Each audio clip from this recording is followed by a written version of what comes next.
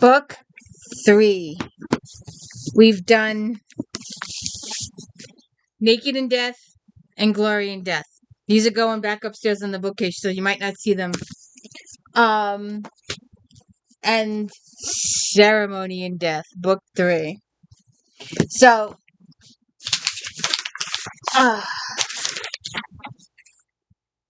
and no, excuse me, Immortal in Death is Book 3. Excuse me, I miscounted. I'm sorry. I should know this stuff by heart. Ceremony is Book 5. But anyway, it's Immortal in Death, and I just happen, for some reason, to have the hardcover too. But remember what I said in my previous videos. When these books first came out, they only came out in mass markets, and then later on she added a little stuff. So if you do an audiobook and you do it with the large print, you're missing paragraphs. You're missing several paragraphs. So you want to read it along with the paperback. But I just thought I'd show this is the last one for a while. So we go Immortal, and then Rapture, then Ceremony. I have Rapture too in hardcover. So this is the D. Louise book series. I'm Christina Kairos, This is where we read books, talk about books, no special effects, no demon, none of that fancy smash is going on here. And I have done and reviewed all of the J.D. Robb books previously. I'm putting the links in the description when I remember. And I need to read my J.D. Robb at least once a year. I go through them at least. And I didn't read them last year because I've got the channel and I'm trying to read new stuff for the channel.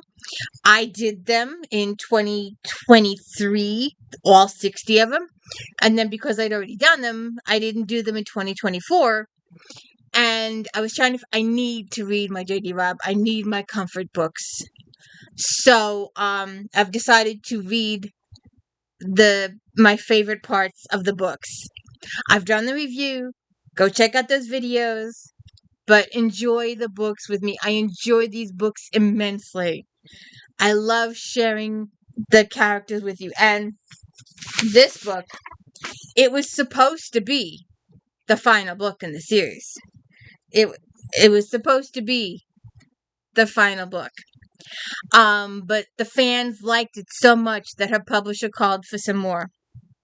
Because, NORA just usually writes in trilogies. But she got into Eve, and the characters progressed from book to book to book, and it's now 62 books in the series.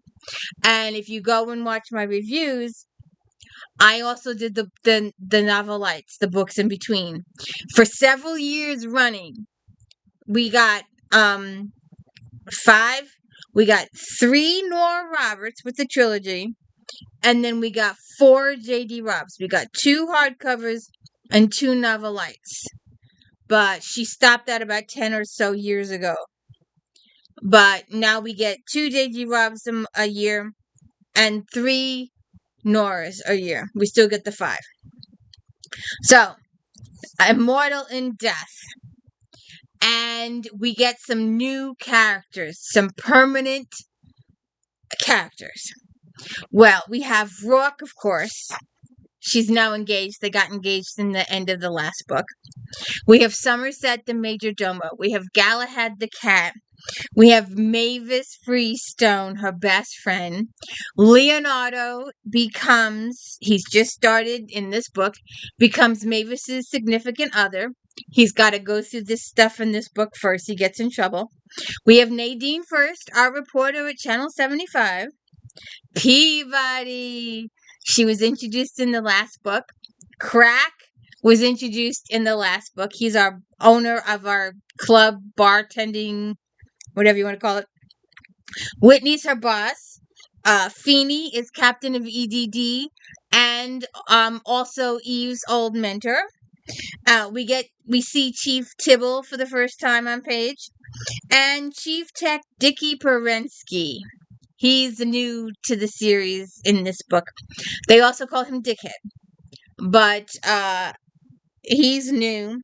For the first time, we hear about Teasdale. We'll be reading about her. Trina. Trina. Oh, Trina. Oh, Trina. We love Trina. Because you know what? Trina is a hairdresser. Isn't that the most frightening thing you ever heard of? It is to Eve. She is so frightened of Trina. Absolutely frightened of this woman. You have to understand the way Eve grew up in foster care. And not only in foster care, but horrible. Horrible. These people were so cruel to her in foster care. She had a horrible childhood with her biological father. What he did to her was, and that'll last, that's a storyline that's going to last, 20, 30 books. It won't climax until New York to Dallas. But, so between his treatment of her and the foster parents' treatment of her, she's not used to social situations. She's not used to having friends. She's not used to giving and receiving of anything.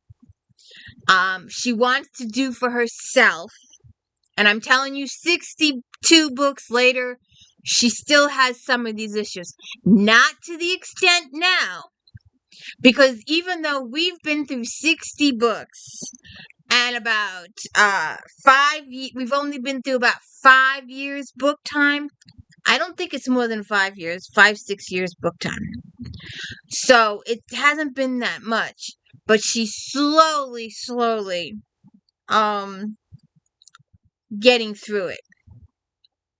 But she's getting better. And some of the situations with Trina are just hysterical. You gotta love Trina.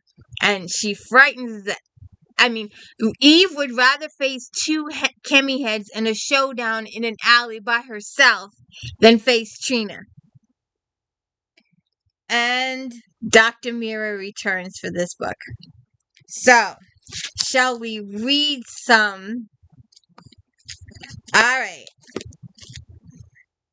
There's been a murder. Go check out my review for the murder. And we're talking to Whitney. Whitney nodded. Your caseload at the moment, Lieutenant? Manageable, which means you're overloaded. He lifted his fingers, curled them down again. Dallas people like Johansson court disaster, and they usually find it. You and I both know the murder rate rises in this kind of heat. I can't waste one of my top investigators on this kind of case. Eve set her jaw. He was mine. He was her snitch. Whatever else he was, Commander, he was mine. Loyalty, he mused, was one of the values that made her one of his best. You can shuffle it to the top for 24 hours. Keep it open in your files for 72. After that, I'll have to transfer the case to a junior investigator. It was no more than she expected. I'd like to have Officer Peabody with me on it. He stared at her balefully. You want me to approve an aide for a case like this? I want Peabody, Eve returned without flinching. She's proven herself excellent in the field. She's aiming for detective, and I believe she'll get it quick with some hands-on training. You can have her for 3 days. If something more vital comes, you're both off. Yes, sir. Dallas, he began when she turned to leave. He bit down on his pride. Eve, I haven't had the chance to offer my best wishes personally for your upcoming marriage. Surprise flickered in her eyes before she controlled it. Thank you. I hope you'll be happy. So do I. So she calls Feeney. Feeney, Captain Ryan, Electronics Detective Division. She was relieved when his rumpled face filled her scream. You're in early, Feeney. Didn't have time for breakfast. One of the terminals springs a leak and nobody can fix it but me. Being indispensable's tough work. Can you fit in a search for me? Unofficial? My favorite kind. Shoot. Somebody whacked Boomer. Sorry to hear that. He took another bite of Danish. He was a SHIT, but he came through when? I'm not sure. He was fished out of the East River early this morning. I know he sometimes fed somebody over in illegals. Can you find out for me? And so they do that. So then she goes to Boomer's flat, and she has Peabody with her. Let's see. Yeah, it's paradise. Eve headed up the steps, noting the crumbling wood well gnawed by rodents. Record, Peabody. Yes, sir. Dutifully, Peabody clipped her recorder to her shirt. If he was here about 8 hours ago, he didn't last long after he left. Probably no more than a couple of hours. Long enough to get the blank beat out of him. Idly, Eve scanned the walls. Several illegal invitations and atomically doubtful suggestions were inscribed. One of the authors had a spelling deficiency and consistently left out the C out of FU. Homey place, huh? Reminds me of my granny's house. Why, Peabody? You made a joke. I love Peabody. Eve eased a open door and studied the bathroom. There was a stainless steel toilet, a sink, a shower stall built for the height disadvantage. Worse than a 3-day corpse. There's where he put his money. In agreement, Peabody joined Eve at the sturdy counter. On it was a pricey data and communication center. Attached to the wall was a view screen and a shelf overflowing with discs. See what happens there. Alright. Decontamination wasn't painful, but it wasn't particularly pleasant. It was the single virtue of being fairly short. Eve sat with Peabody, both of them stripped to the skin, in a 2-seated chamber with curved white walls reflecting the hot white light. They have these when you go into a chemi head house or a pot house, they now have these cylinders that decontaminate you. But it's a dry heat, Peabody stated, and Eve laughed. I always figured this was hell like. She closed her eyes. She didn't consider herself phobic, but closed-in spaces made her itchy. You know, Peabody, I used Boomer about 5 years ago. He wasn't exactly the G2 type, but I wouldn't have pegged him living like that. So they talked some more. Oh, so they're down in illegals, not in illegals, they're getting the test results on the formula, and the formula comes up all screwy because it's got an unknown ingredient in it. Let's see. My hunch would be it's the formula for the powder we found. But how the hell would a second rater like Boomer get his hands on it? And who was his other trainer? You knew he was one of mine, Peabody. How? Struggling with embarrassment, Peabody stared over Eve's shoulder at the figures on the screen. You listed him in your several intra-departmental reports on closed cases, Lieutenant.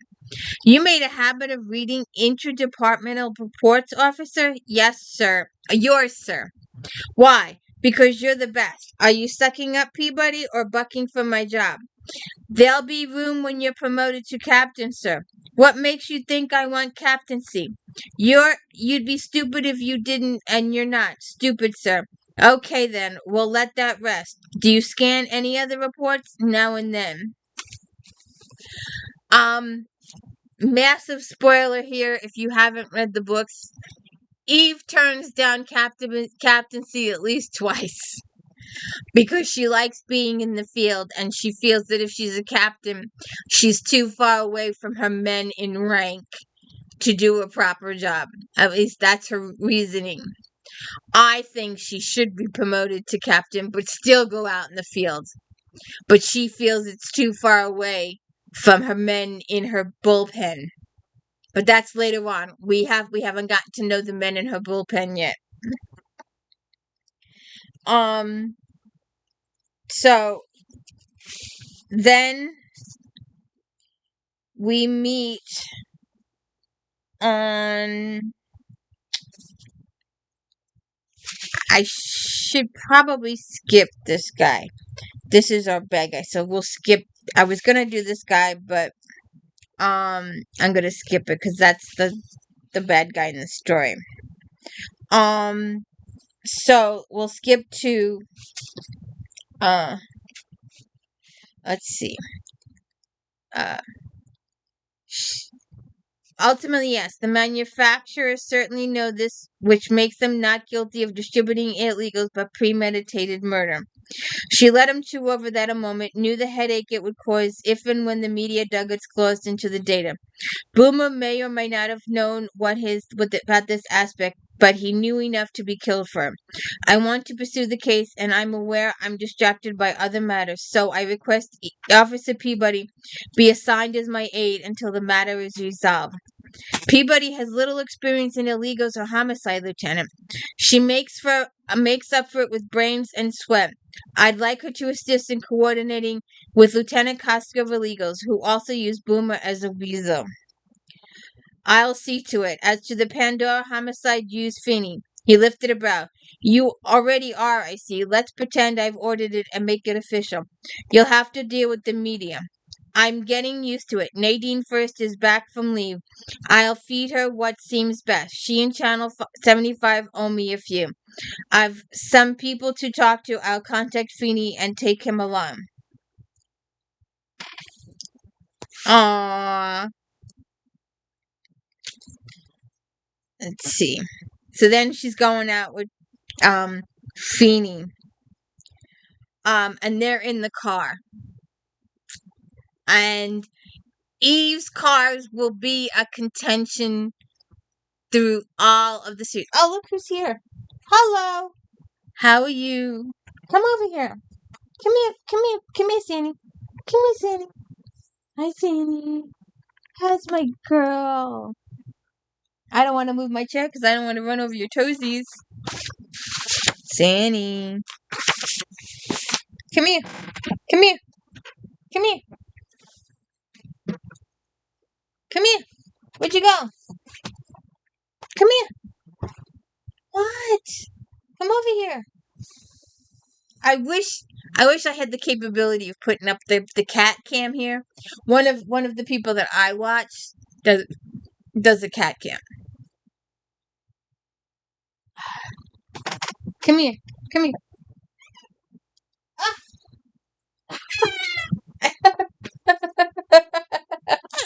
I got her. I got her. Hello. I'm not ignoring you. I know you're here. Goodbye. Alright, let's go back to our story. They're driving in the car, and all of Eve's cars. It'll be a contention through the whole series until Promises and Death. So Promises is I've got my Promises was my number one book until a future book happened, but Promises was the number one for me for a really long time. The wife's going to love this. More than content to let Dallas handle the driving. Feeny leaned back in the passenger seat. Street traffic was light as they headed toward Park Avenue South. Feeny, a native New Yorker and long since tuned out the bellows and echoes of the tourist blimps and sky buses that crowded overhead. They told me they were going to fix it. Hear that, Feeny? Do you hear that buzzing? Obligingly, he focused on the sound coming from her control panel. Sounds like a swarm of those killer bees. 3 days. 3 days in repair, and listen to it. It's worse than it was. Dallas, you may have to face it and learn to deal with the simple fact that your vehicle is a piece of garbage and requisition a new one. I don't want a new one. I want this one. Without the sound effects. The way she controls sounded she wouldn't be able to trust automatic. Where the hell is 582 Central South? Her controls continued to buzz, so she slapped them again. I said, where is 582 Central Park South? Just ask. Computer, please display map and locate 582 Central Park South. When the display screen popped up, the holographic map highlighted the route. Eve only snarled. I don't baby my tools. Which may be why they're always breaking down on you. As I was saying, the wife's going to love this. Justin Young, he used to play the stud on Night Falls. Isn't that a soap? What are you doing watching soaps? Hey, I tune in the soap channel for a little relaxation, like everybody. Anyway, the life was nuts about him. He does the movie thing now. She hardly goes a week without programming one of his movies on screen. Guy's good too. Then there's Jerry Fitzgerald. Keep your little fantasies to yourself, pal. I love Feeny. Don't you love Feeny? Then we have Mavis. Mavis Freestone.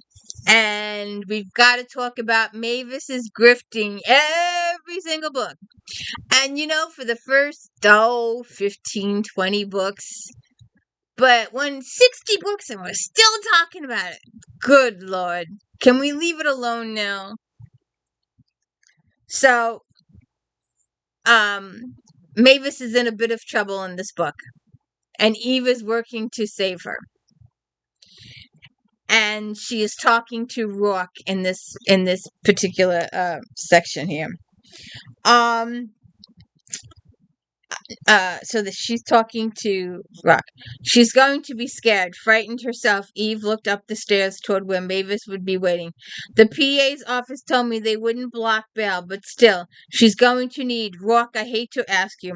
You don't have to. I've already contacted the best criminal defense team in the country. I can't pay you back for that. Eve and money will be a contention between the two of them. Eve absolutely refuses to accept anything from Rourke. She's married to him. She wants to live on her own dime. And we have discussed this on Facebook till it's dead. And when someone else discovers the series, we discuss it all over again. But Eve has her police salary, her cop's salary. And before her marriage, it was paying rent and water and sewer and all that kind of stuff and buying her food and all that kind of stuff. Now she's with Rourke, and Rourke houses her, pays electricity, pays the water, pays the sewer, buys her new clothes, sneaks them into her closet on a daily basis, buys the food she eats at home, but she absolutely refuses to accept even 25 cents from the guy. And it becomes a point of contention through their marriage. To the point, she's forever trying to pay him back for all the money. They're married. They're going to stay married. But Eve has this money thing in her head and she just won't let it go. And she gets better as it goes along. In fact, I don't think it's till at least book 58, 59 that Eve does something and the whole world went, yes! But you gotta wait that long. It's gonna take that long for Eve to ask Rourke to do this thing, and everybody's gonna go, yes! Finally, she did this. Finally, something we've been rooting for 60 books. I don't mean the money. She took a shuddering breath and gripped both of his hands. You really don't know her, and you believe in her because I do. That's what I can't pay you back for. I have to go get her. You want to do it alone. I alert her lawyers. What are the charges? Murder too. Aw, poor Mavis. It's okay though. Mavis will get through it. Right, 87.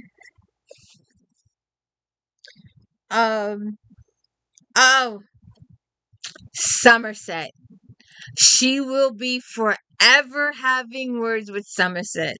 Forever. If she doesn't have her daily thing with Somerset, the day's gone wrong. It's just not right. It's just not going to sit right. You're quite late, Lieutenant, after an eventful day. She dropped her hands and saw Somerset step silently out of a room to her right. He was, as usual, dressed in his stiff black, his stern face set in disapproving lines. Hating her seemed to be something he did with almost as much seamless skill as he ran the household. Don't hassle me, Somerset. He stepped directly into her path. I had believed, though you have countless flaws, you were at least a competent investigator. I see now you are not any more than you are a competent friend to one who depended on you. You really think, after what I've been through tonight, that you can say anything to touch me? I don't believe anything touches you, Lieutenant. You're without loyalty, and that makes you nothing, less than nothing. Maybe you've got a suggestion of how I should handle it. Maybe I should have had Rourke fire up one of his jet stars and shoot Mavis off planet to some remote little hideaway. Then she could be on the run for her rest of her life. At least then she might not have wept herself to sleep. The arrow pierced directly under the heart where it had aimed. Pain shimmied through fatigue. Get out of my face, you blank. She shoved him, but stopped herself from running.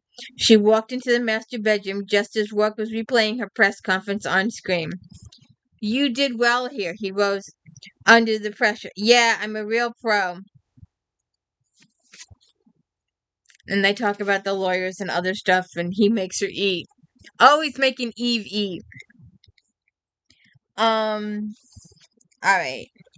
Peabody. Is this in the house? Peabody. Hello. How's my girl? How's my Smokey? The dependable Peabody was waiting. How the woman managed to look cool and unperturbed in her sweltering blues, Eve didn't want to know. Your vehicle sounds a little rough, Lieutenant, Peabody commented when she climbed in. Really? I didn't notice. You sound a little rough yourself, sir. When Eve merely bared her teeth and started to cut across town to Fifth, Peabody dug into her kit, took out a small porta fan, and clipped it to the dash. The blast of cool air nearly made Eve whimper. Thanks. The temperature control on this model isn't dependable. Peabody's face remained smooth and bland. But you probably haven't noticed. You've got a clever mouth, Peabody. I like that about you. So then they talk about the case.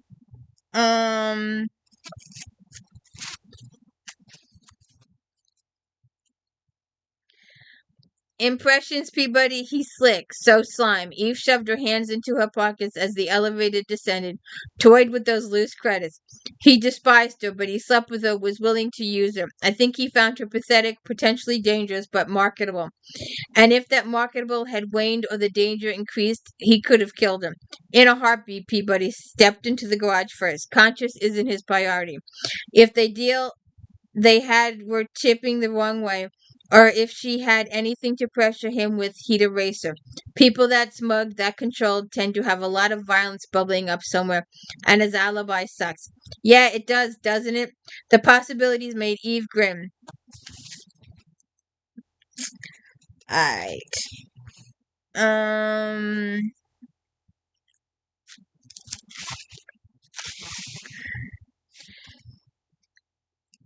Berensky. We'll just read a little. Why you want to give me grief, Dallas? Huddled in his lab coat, Chief Tech Dickie Berensky, dickhead to those who knew and loathed him, tested a strand of hair. He was a meticulous man as well as monster pain in the ass. Though notoriously slow in testing, his batting average in court was high enough to make him MVP of the police and security lab. And that's Berensky.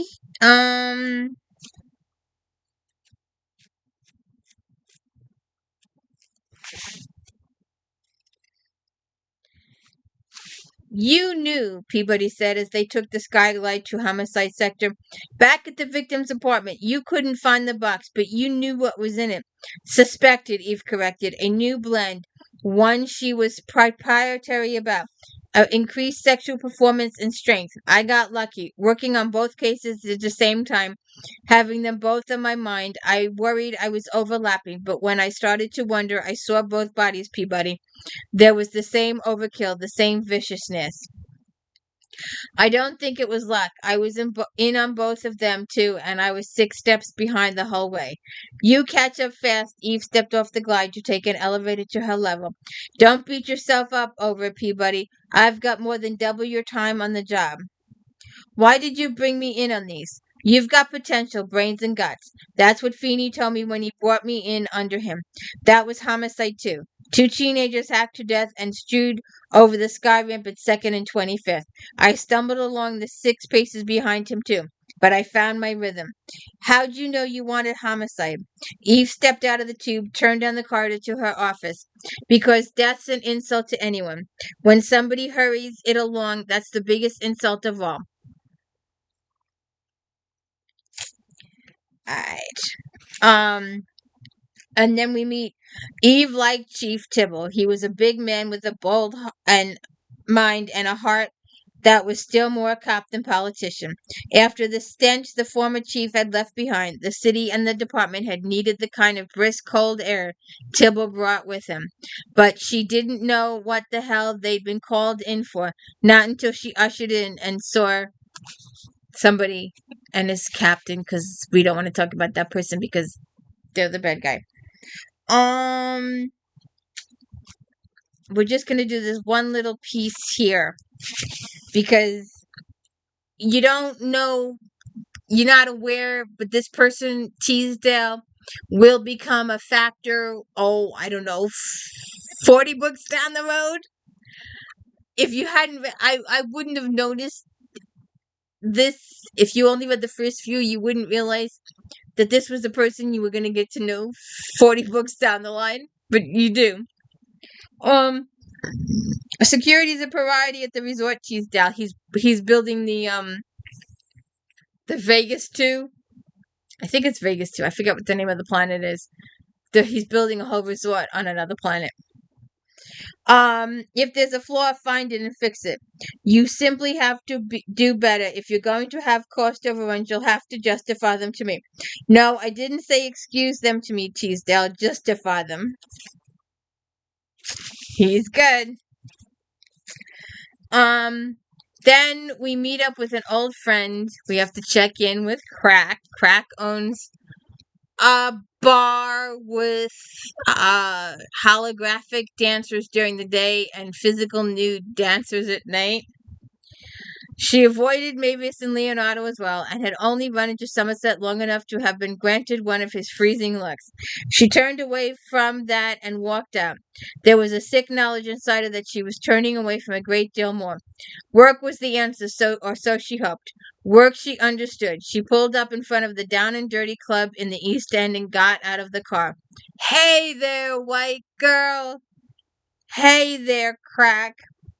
Oh, without much hassle, he grinned at her, a giant black man with a face seamed with tattoos. His rocket launcher chest was partially covered with a feather vest that hung past his knees and added flair to the loincloth of a neon pink he sported. Gonna be another hot one this day. Got time to go inside and cool me off with a drink? Maybe for you, sweet butt. You're taking Crack's advice and turning in your badge to shake your talent in the Down and Dirty? Not in this lifetime. And they have a conversation about the case. We also meet with Nadine. She spotted Nadine immediately, already in a booth and grimacing over the menu. Why the hell does it always have to be here, Dallas? Nadine demanded the minute Eve dropped across from her. I'm a creature of habit, but the club wasn't the same, she noted, not without Mavis standing on stage screeching out her incomprehensible lyrics in her latest eye-popping costume. Coffee, black, she ordered. I'll have the same. How bad can it be? And just wait for it. Nadine and Roarke both smoked in the beginning of the series, and by several down the line, smoking completely disappears from the series.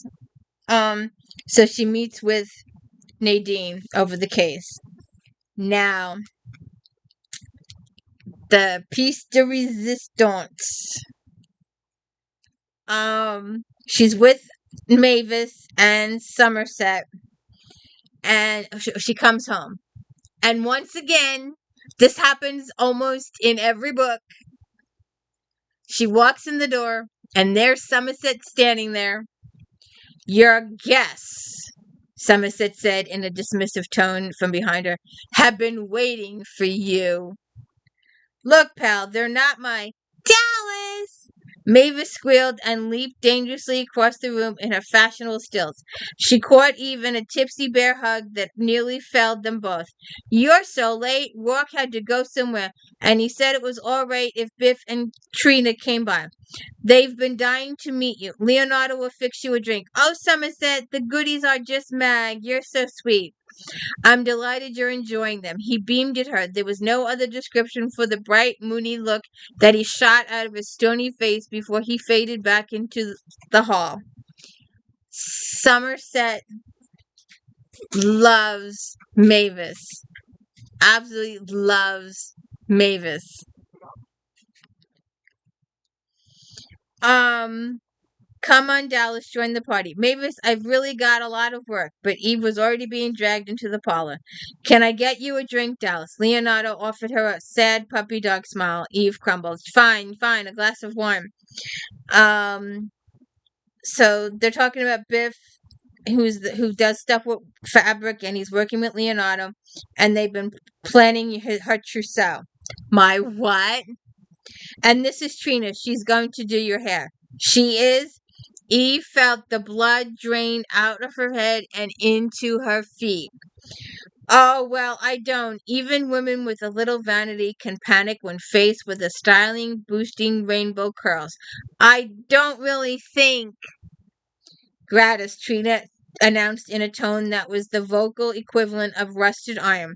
When you clear Mavis, I'm giving you free hair consultants and styling for the rest of your life. She grabbed a handful of Eve's hair and squeezed. Good texture, good weight, bad cut. Here's your wine, Dallas. Thanks, she needed it. Listen, it's nice to meet you, but I've got some work. I've got to. Oh, but you can't. Mavis latched onto Eve's arm like a leech. Everyone's here starting doing you. Now the blood flowed out of her toes. Doing what to me? We're all set up upstairs. Leonardo's workspace, Trina's, Biff's, all the other worker bees will be buzzing around tomorrow. Tomorrow? Bees? Buzzing? Ah! Oh, I love her. All right. And our final pages for this read. I'm telling you, I enjoy these books. I love these books immensely. I just can't help myself. I love them. And they help me through so many tough times. I just love these books. Peabody in the house for the first time. Yes, ma'am. Eve was staring. Peabody was staring, and Eve decided not to notice. She had coffee and, anticipating Feeney's arrival, had even come up with a basket of muffins. The shades were open to her own spectacular view of New York, with its spearing skyline behind the lush green of her park. She supposed she couldn't blame Peabody for gaping. I really appreciate you coming here instead of to Cop Central. Eve began. She knew she wasn't running at full capacity yet, just as she knew Mavis couldn't afford for her to take any downtime. I want to get some of this business squared away before I clock in.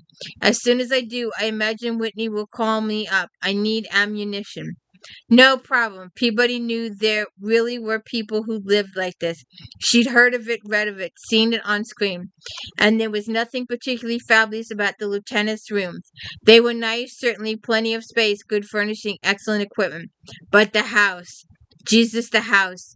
It went beyond the category of mansion into that fortress or maybe even castle.